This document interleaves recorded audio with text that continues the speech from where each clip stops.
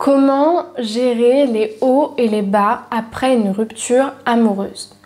Bonjour à vous, j'espère que vous allez bien et bienvenue sur ma chaîne YouTube S'aimer plus dans laquelle aujourd'hui on va parler de la rupture amoureuse, du deuil amoureux, du processus de deuil et notamment de cette difficulté, cette désagréabilité qu'on peut ressentir parfois quand on se sent avancé mais qu'on se sent aussi reculé, quand on sent que certes, on a eu des moments de force, de courage, mais qu'il y a eu des moments difficiles. Comment on fait pour les surmonter et pour les gérer? Je me présente, je m'appelle Chloé Mercart et je suis coach et psychopraticienne en programmation neurolinguistique et en hypnose ericksonienne. Et depuis 2019, j'accompagne les femmes, principalement, mais aussi les hommes, à se libérer de la dépendance affective en renforçant leur estime d'eux-mêmes, leur sécurité émotionnelle, ce qui leur permet également de trouver l'amour et surtout de pouvoir trouver un amour sain, durable dans le temps. Si vous n'êtes pas encore abonné à la chaîne YouTube, je vous invite à le faire maintenant en cliquant sur le bouton rouge s'abonner en bas à droite de cette vidéo et à bien activer la cloche des notifications pour recevoir toutes les prochaines vidéos tous les matins à 8 h sur votre téléphone. Sachez également que j'ai mis à votre disposition une formation offerte qui s'intitule « Incarner la femme sensationnelle, lumineuse et unique qui l'épousera » et qui s'adresse à toutes les femmes célibataires qui ont perdu confiance en elles et en l'amour, qui ont l'impression que l'amour c'est pas fait pour elles ou qu'elles n'y arrivent pas, qui n'ont pas forcément conscience de ce qui peut bloquer dans leur comportement, dans leur stratégie, dans leurs croyances et qui commencent réellement à se demander si elles vont trouver quelqu'un ou si c'est possible encore aujourd'hui de trouver quelqu'un et que ça les fait vraiment souffrir.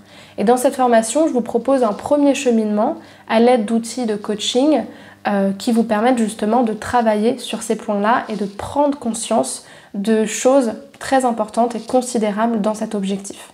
Pour accéder à cette formation, je vous invite à aller dans la description de la vidéo, à cliquer sur le lien qui correspond à la formation et à remplir le formulaire pour recevoir la formation ensuite par mail. On va tout de suite rentrer dans le vif du sujet. Comment gérer les hauts et les bas dans une rupture amoureuse? Je vous invite à regarder la vidéo jusqu'à la fin. Alors, si vous regardez cette vidéo, c'est que très probablement vous avez justement vécu une rupture amoureuse il y a quelques semaines ou il y a quelques mois et vous faites de votre mieux pour en sortir. Vous savez que c'est long, vous savez que c'est pas évident, vous savez qu'il faut vous prendre en main, vous savez tout ça, vous faites de votre mieux, vous en parlez autour de vous, mais vous avez du mal justement à savoir comment garder cette énergie ou cette motivation ou simplement cet espoir qu'un jour ça ira vraiment mieux et qu'un jour ce sera derrière vous parce que tout simplement il y a des jours où ça va pas, il y a des jours où vous pleurez, il y a des jours où vous vous demandez pourquoi vous en êtes là aujourd'hui, pourquoi cette personne vous a quitté, si vous n'avez pas fait des erreurs et tout simplement des jours où vous n'avez plus cette confiance en vous.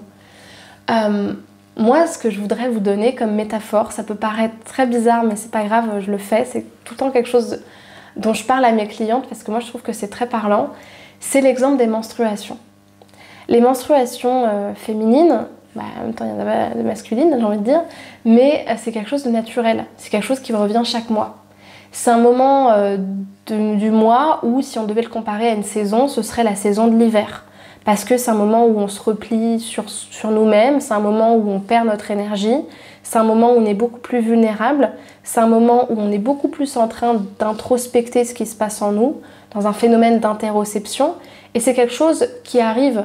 Donc si on devait le représenter grossièrement en disant que les menstruations c'est plutôt quelque chose de négatif, en tout cas au niveau kinesthésique et physique, on ferait plutôt une courbe qui nécessairement serait chancelante, qui serait plutôt en haut et en bas, un petit peu comme une sorte d'encéphalogramme normal d'ailleurs, de respiration qui montre qu'on est en vie, où il y a des hauts, il y a des bas, il y a des moments où ça augmente, des moments où on perd notre énergie, des moments où, paradoxalement, quand on perd notre énergie, on est aussi dans un moment où on peut se restructurer pour repartir. C'est-à-dire que c'est aussi ces moments-là qui vont faire qu'il y aura beaucoup plus de mouvement. Et pour qu'il y ait du mouvement, il faut nécessairement qu'il y ait des altérations. Et vraiment, ça peut paraître stupide et facile, mais moi, personnellement, ça me fascine de vous donner cette métaphore.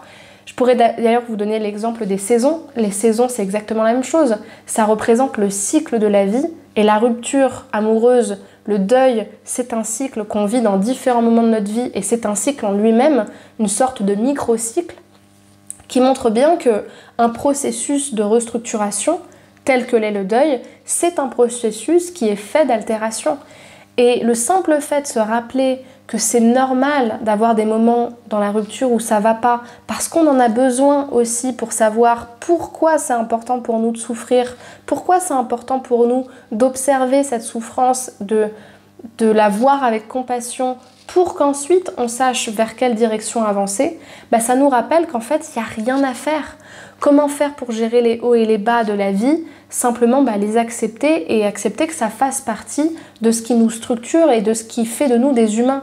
C'est aussi ça qui vous permet de voir que vous êtes en train de digérer vos émotions, de vraiment être dans une régulation émotionnelle qui est parfaitement normale et que vos émotions, elles sont pas clivées, elles sont pas bloquées, elles sont pas comme dans un trauma où finalement la régulation émotionnelle, elle est complètement affectée. Soit il n'y en a plus parce qu'elle est complètement clivée justement, ou soit elle est complètement affectée et le système nerveux est dans un phénomène d'alerte constant avec de l'anxiété, avec de l'hyperactivité, une irritabilité constante et plein d'autres symptômes qui font que ça peut même devenir traumatique pour nous et nous empêcher d'être en relation.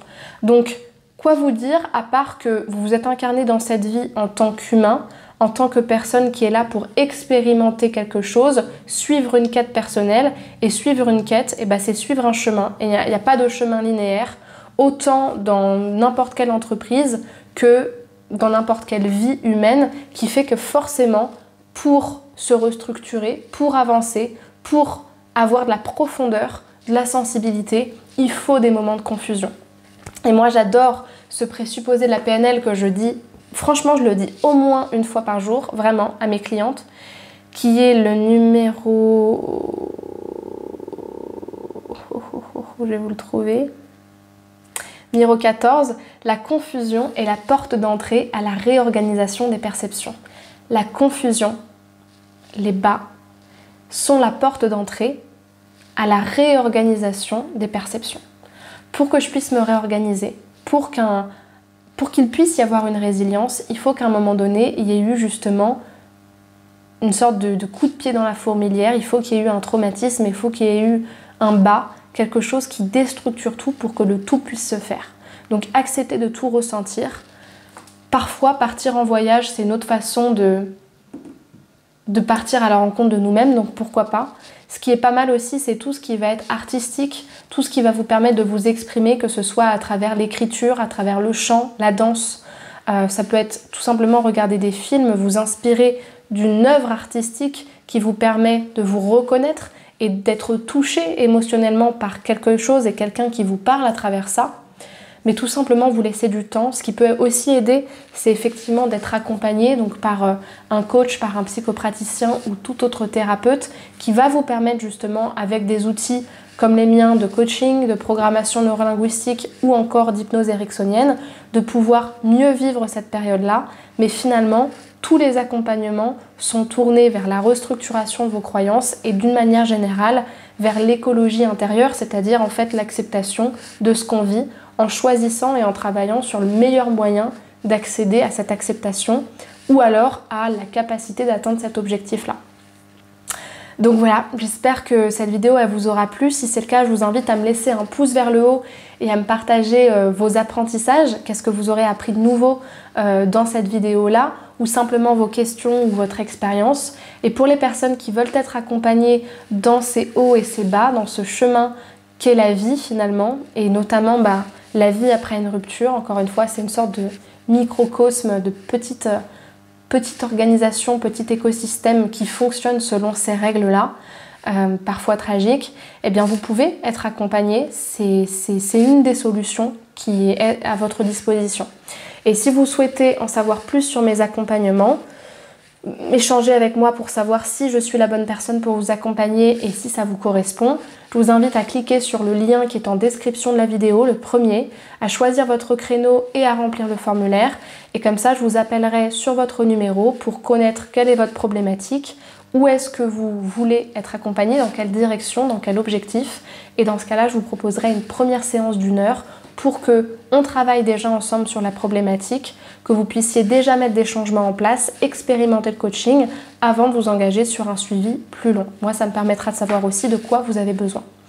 Également, je vous invite, si vous êtes plutôt intéressé par ma formation pour se libérer de la dépendance affective et rencontrer l'amour en renforçant l'estime de soi, toujours à réserver ce même rendez-vous parce que ça vous permettra de me poser vos questions en direct et que j'y réponde directement et que je vous la présente. En sachant que cette formation, elle est présentée dans la description, il y a un lien exprès qui vous redirige vers la page de présentation de cette formation-là. Et puis enfin, pour conclure, rejoignez-moi sur les réseaux sociaux, Instagram, TikTok, YouTube vous êtes déjà là, Spotify, pardon, et mon site internet, vous aurez tous mes identifiants ici ainsi qu'en description, puisque je suis beaucoup plus présente sur d'autres plateformes, avec d'autres contenus, d'autres façons d'aborder les choses, et que notamment sur Instagram, vous pouvez directement m'écrire en privé si vous avez des questions. Je vous remercie pour votre attention, je vous souhaite une très bonne journée, prenez soin de vous, et à demain pour une prochaine vidéo de coaching. Au revoir.